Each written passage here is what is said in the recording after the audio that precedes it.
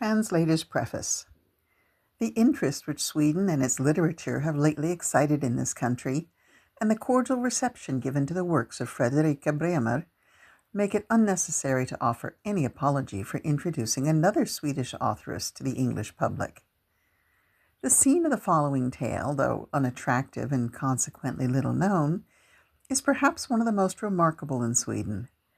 It forms part of the coast called the Skärgård, literally reef enclosure, a chain or belt of low rocky islands, which encircles nearly the whole of the Scandinavian peninsula. Mr. Lang gives the following striking sketch of its general aspect. In sailing through these uninhabitable rocks and islands, one is struck with the loneliness and want of life. The myriads of knobs and inlets, some bare, some covered with stunted trees, appear like summits of a submerged world just rising again above the waters.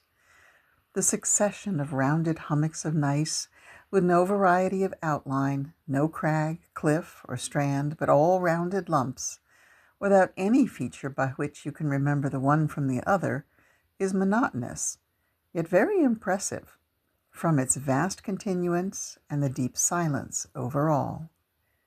There are no boats sailing among these islands, no wild birds screaming over them. The very water seems dead from the want of currents. You might fancy yourself sailing along some coast on which animal life has not yet come into existence. There are few tracts of Europe so unique in character as this Skärgård scenery of the Baltic coast of Sweden. This description applies with nearly equal truth to that portion of the coast of the Kattegat in the vicinity of Gothenburg, which forms the scene of the present story.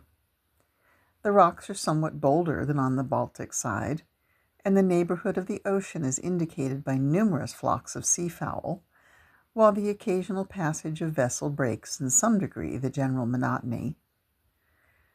Those who have visited this bleak and barren shore and the huts of the poor fishermen, who are its only inhabitants, will immediately recognize the fidelity of the descriptions contained in the following tale, and also admire the skill of a talented authoress who has constructed, from such unpromising materials, a work of more than usual interest.